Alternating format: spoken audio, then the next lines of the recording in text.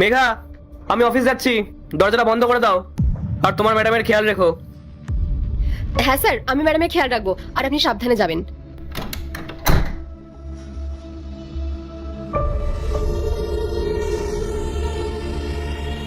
Madam, sir চলে গেছেন, এবার আপনি আপনার কাজটা শুরু করতে পারেন। উফ, যাক, আপদ বিদায় হয়েছে। শোন, নিচে আমার বয়ফ্রেন্ড মনোজ দাঁড়িয়ে আছে, ঠিক আছে? তুই ওকে একটা কল করে বলে দে যে রাহুল চলে গেলে ও যাতে উপরে চলে আসে।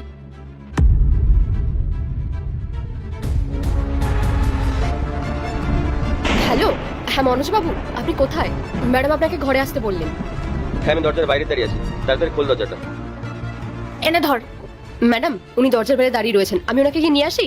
হ্যাঁ, যা তাড়াতাড়ি খোল।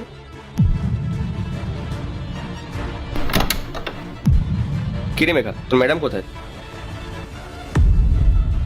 আসুন, ম্যাডাম ভেতরেই আছেন। আরে ওই তো। স্নেহা, আরে তুমি চলে এসছো? এত দেরি করলে কেন? আমি কখন থেকে তোমার জন্য অপেক্ষা করছিলাম। আরে আমি তোমার হাজবেন্ড বেরোনোরই অপেক্ষা করছিলাম। তোমার ওই বোকা হাজবেন্ড গেছে তো? হ্যাঁ হ্যাঁ, গেছে। ও গেলে আমার একটা নতুন জীবন শুরু হয়। যা বলেছো স্নেহা, ওই অপদার্থটা আমাদের দুজনের মাঝখানে একটা বিরক্তিকর ব্যাপার। তুমি জানো, আমি আমার বরের 1,00,000 টাকার ঘড়ি সরিয়ে রেখেছি শুধু তোমার জন্য, যেটা আজকে আমি তোমাকে দেবো। সত্যি ও এক নম্বরের বলদ। একদিন আমি ওর চোখের সামনে থেকে ওর বউ, ওর দামি দামি জিনিস, ওর সব সম্পত্তি নিয়ে চলে যাব, বলদটা একাই পড়ে থাকবে। আরে যা বলেছো সত্যি, 1 নম্বরের বলদ একটা, আমার উপর অন্ধের মতো বিশ্বাস করে। যেদিন ওর বিশ্বাস ভাঙবে না, সেদিনও বুঝতে পারবে যে ওর কাছে আর কিছুই নেই। এমনকি যাকে ও বিশ্বাস করে সেও ওর কাছে থাকবে না। স্নেহা, আমি তোমার কাছে 20,000 টাকা চেয়েছিলাম, মনে আছে তো? তা মনে থাকবে না? আমি ওই বলদটার এটিএম নিয়ে রেখেছি, তুমি অত চিন্তা করো না। আর সব কথা কি এখানে দাঁড়িয়ে বলবে? চলো ভেতরে যাই। হ্যাঁ হ্যাঁ, নিশ্চয়ই, তাড়াতাড়ি চলো। মেঘা, তুই একটু বাইরে গিয়ে দাঁড়া।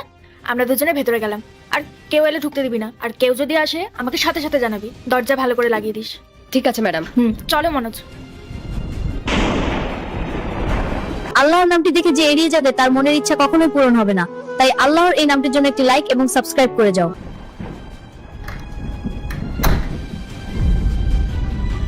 মেঘা, এসব কতদিন ধরে চলছে? স্যার, অনেক দিন। আমি বারবার বলতে চাইছিলাম, কিন্তু সাহস পাইনি। ম্যাডাম যদি জানতে পারতেন যে আমি আপনাকে সবকিছু জানিয়ে দিয়েছি, ম্যাডাম তাহলে আমাকে কাজ থেকেই বের করে দিতেন। আমি একজন বিধবা মহিলা, এই কাজটাই আমার কাছে সব। তাও তুমি শেষ পর্যন্ত আমাকে জানালে তুমি সৎ মেঘা।